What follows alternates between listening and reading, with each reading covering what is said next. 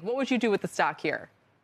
I want to be a buyer here, Kelly, and I think Christina brings up a great point. This does allow you exposure, direct, succinct exposure to the automotive market. What's interesting, when you talk about semiconductors, they've obviously been off to the races. We look at SOXX, SOX, or SMH, the two ETFs that give us broad swath exposure, but NVIDIA has been up and away, up nearly 40%. But this NXP stock, we are 1/10 the size. It's a $46 billion market cap, so it's a much higher beta. It's also lagged stocks over a year to date, 1 year, 3 year, 5 years. So I think from a trade perspective, just a year ago, Kelly, this was trading $205. I like it here. All right. I have a lot to ponder. It's fascinating as well, and we'll watch to see what they say, both for autos and for the broader market. As we turn now to Caterpillar, that's the next big name. Got to talk about it. The stock up nearly 10% so far this year. Of course, China, a main storyline here, but so much more to dig into.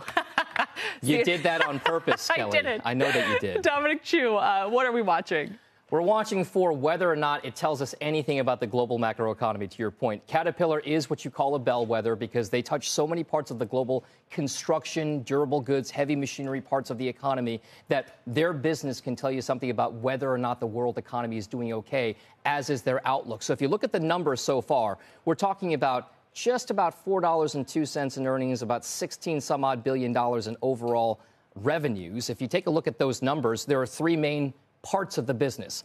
It is natural resources, it's energy and transportation, and it's construction. The highest growth is expected to be in natural resources, but the one that you want to pay attention to, the biggest segment, is construction. True. Is about whether or not that heavy machinery is being used. And by the way, this is a stock that hit a record high in yesterday's session. It's already up 63% since the lows that we saw in September. Right. So how much optimism is being priced in? But I will say this. The forward price to earnings ratio for Caterpillar right now is actually below the industrial sector. So it's trading at a discount despite the run up there on an earnings expectation basis. Oh, and by the way, we are expecting a 4% move up or down on earnings, which is slightly higher, more volatile than it's been over the course of the last 8 quarters. That's pretty shocking, Dom. Appreciate it. It was a record high yesterday. Jeff Kilberg, you like Cat here?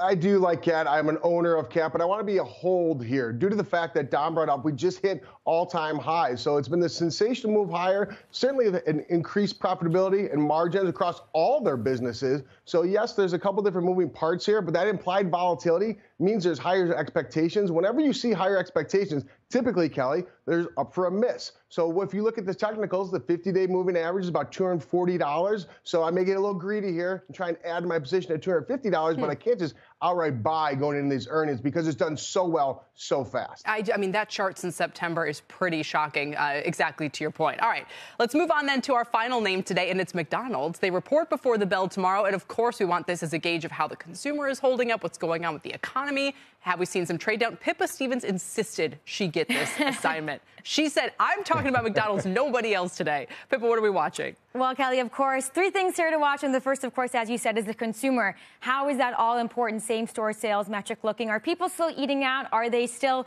going to McDonald's? And we did hear last quarter that McDonald's had started to see some trade down among its lower-income consumers. So that will be a key area to watch. Has that trend accelerated?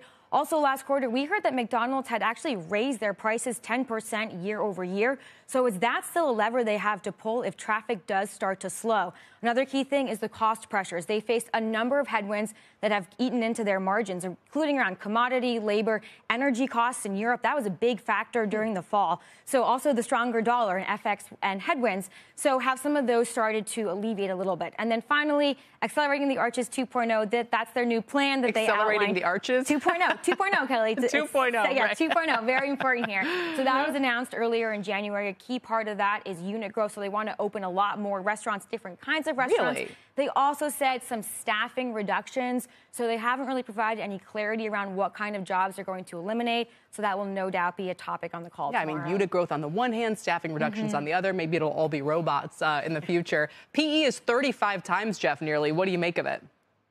I'm not loving it, Kelly. Certainly, to Pippa's point, we need more clarity on that food cost as well as their labor cost inflation. And that's going to be really considered when they talk about on the earnings call. But what's interesting, we've seen same sales growth 9 quarters in a row. We are expecting, though, a little bit of store sales growth to slip after the fact that it was 12.3 last quarter. So here we are with high expectations. But again, remember, it's at 52-week highs of $281. So it's very close to that higher move. But nonetheless, you have to wait for a pullback here. So I'm not loving McDonald's. You have to be considerate, though, when you see this type of velocity and volatility in a stock that's basically traded like a utility. If you look at this according to XLU or the SPY the last couple of years, it's been a better risk profile and a very boring stock. Sometimes boring's okay, but right now going in earnings, I'm going to have to sit on my hands on this one. But when Kelly. you say, so for instance, we get a 2 or 3% pullback or something, is that enough to make you want to get in, or you think we need to see a much bigger pullback than that? I think we're going to see a bigger pullback here. This is not a name I want to know from a consumer's perspective. There's so many different ways to play it. So I'm looking for more of a 3 to 5% pullback to get interested. And that's where I'd really get excited about selling some puts, because there will be higher implied volatility in the name.